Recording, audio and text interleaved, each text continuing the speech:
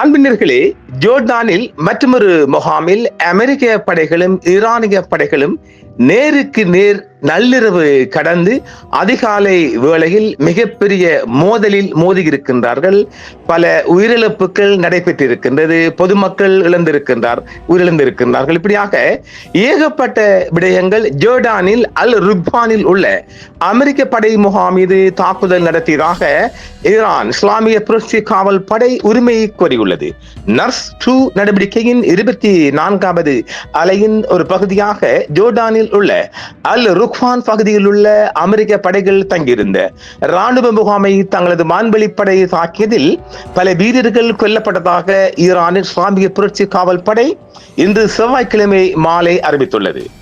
Nurse 2 நடவடிக்கையின் 24வது அலையின் ஒரு பகுதியாக ஜோர்டானில் அல் ருக்பான் பகுதியில் அமைந்துள்ள அமெரிக்க படைகள் தங்கியிருந்த ராணுவ வளாகத்தை அவரது ரெஸ்ட் ஹவுஸ் என்று சொல்லப்படுகின்ற தனது வான்வெளி படை குறிப்பிட்டதாகவும் இதில் பல வீரர்கள் கொல்லப்பட்டதாகவும் ஈரான் சற்று முன்னர் உத்தியோகபூர்வமாக அறிவித்திருக்கிறது. தொடர்ந்து நடைபெற்று வரும் பழிவாங்கும் நடவடிக்கையின் ஒரு பகுதியாக ஜோர்டானில் அல் ருக்பான் பகுதியில் அமைந்துள்ள அமெரிக்க படைகள் தங்கியிருந்த வளாகத்தின் மீது தனது வான்வெளி படைகள் மிகப்பெரிய தாக்குதல் தொடுத்ததாகவும் இந்த தாக்குதலில் பல அமெரிக்க வீரர்கள் கொல்லப்பட்டதாகவும் ஈரான் இஸ்லாமிய புரட்சி காவல் படை செவ்வாய்க்கிழமை இன்று மாலை தெரிவித்திருக்கிறது. நண்பகல் கடந்த செய்தியாக இந்த நடவடிக்கையில் நர்ஸ் 2 நடவடிக்கையின் 24வது அலையை குறிவைத்து இந்த தாக்குதல் நடைபெற்றுள்ளதாக ஈரான் தெரிவித்துள்ளது. சமீபத்திய நாட்களில் வாஷிங்டனும் தெஹ்ரானுக்கும் இடையே பதட்டம் கடுமையாக அதிகரித்துள்ள நிலையில் இந்த தாக்குதல் நடைபெற்றுள்ளது. அமெரிக்கா ஈரானிய நிலைகள் மீதான தாக்குதல்களை தீவிரப்படுத்தியுள்ளது. அதே நேரத்தில் IRGC பிராந்திய நாடுகளில் அமெரிக்க ராணுவத்தால் பயன்படுத்துவதாக கூறப்படும் வசதிகள் மற்றும் தளங்களை குறிவைத்து தாக்குதல்களை நடத்தி பதிலடி கொடுத்து வருகிறது. தொடர்ச்சியாக 10வது நாட்களையும் கடந்து தொலைதூர பாலைவன பகுதியில் ஏற்பட்ட உயிரிழப்புகள் குறித்த IRGCயின் கூற்றுக்கள் பற்றி ஜோர்டானோ அல்லது அமெரிக்காவோ இன்னும் தகவல் தெரிவிக்கவில்லை. ஆனால் ஈரான் தற்பொழுது இந்த செய்திகளையும் வீடியோக்களையும் வெளியிட்டுள்ளது. தற்போதைய மோதல்கள் நீடிக்கின்றன. அந்த ஒப்பந்தத்தின்படி இரு தரப்பினரும் தங்கள் போரை முடிவுக்கு கொண்டு வரவும் ஒரு நீடித்த அமைதி ஒப்பந்தத்தை எட்டவும் உறுதியளித்தாலும் தொடர்ச்சியாக மோதல்கள் நடைபெற்று வருகின்றது. மத்திய கிழக்கு முழுவதும் ராணுவ நடவடிக்கைகள் தடையின்றி தொடர்வதாலும் இரு சக்திகளும் மறைமுக தாக்குதல்கள் மற்றும் நேரடி தாக்குதல்கள் மூலம் மாறி மாறி தாக்கி வருவதாலும் அந்த ராஜதந்திர முன்னேற்றம் தற்பொழுது செத்தே போய்விட்டது. ஜோர்டானின் வடகிழக்கு எல்லையில் சிரியா மற்றும் ஈராக் எல்லைகளுக்கு அருகில் அமைந்துள்ள அல் ருக்பான் பகுதியில் உள்ள தற்காலிக அகதிகள் முகாம் மீது அடையாளம் தெரியாத வான்வெளி ஏவுகணை தாக்குதல்களுக்கு நடத்தப்பட்டதாகவும் மற்றொரு செய்தி தெரிவிக்கின்றது. தாக்குதல் நேற்று அதிகாலை நள்ளிரவு கடந்து 12:30 மணிக்கும் இன்று 21ஆம் தேதி அதிகாலை 2:30 மணிக்கும் இடையே இந்த தாக்குதல் நடைபெற்றிருக்கின்றது. இது அல் ருக்பான் முகாமின் மையப்பகுதி, குறிப்பாக மனிதாபிமான உதவி விநியோக மையத்திற்கு அருகில் குடியிருப்பு பகுதியாகவும் இந்த இலக்கு குறிவைக்கப்பட்டிருக்கிறது. இது துல்லியமான ஏவுகணைகளை கொண்டு நடத்தப்பட்ட வான்வெளி தாக்குதல் என்று நம்பப்படுகிறது. வான் பாதுகாப்பு அமைப்புகளின் செயற்பாடுகள் எவையும் முகாமை சூழ காணப்படவில்லை என்றும் இதுவரை கிடைத்த தகவலின்படி 7 பொதுமக்கள் சம்பவ இடத்திலேயே கொல்லப்பட்டிருக்கின்றார்கள். அவர்களில் 3 குழந்தைகள், 2 பெண்கள் அடங்குவர் என்றும் 15க்கு மேற்பட்டோர் காயமடைந்துள்ளதாகவும் அவர்களில் சிலர் ஆபத்தான நிலையில் உள்ளதால் உயிரிழப்பு எண்ணிக்கை மேலும் அதிகரிக்கக்கூடும் என்றும் தற்போதைய செய்திகள் தெரிவிக்கின்றது. மனிதாபிமான உதவி வழங்க பயன்படுத்தப்பட்ட 2 கூடாரங்களும் மருத்துவ பொருட்கள் சேமிப்பு கிடங்கு ஒன்றும் முற்றிலுமாக எரிந்து நாசமாகி இருக்கின்றது என்றும் சுற்றியிருந்த பல தற்காலிக குடிசைகளும் சேதமடைந்திருப்பதாகவும் தெரிவிக்கப்படுகிறது. அல் ருக்பான் முகாம் சிரியா உள்நாட்டு போரால் பாதிக்கப்பட்ட ஆயிரக்கணக்கான அகதிகள் தஞ்சம் புகுந்திருக்கும் ஒரு எல்லை பகுதி என்றும் இது நீண்ட காலமாக மனிதாபிமான நெருக்கடியை சந்தித்து வந்தும் ஒரு மக்கள் வாழும் முகாம் என்றும் தெரிவிக்கப்படுகின்றது.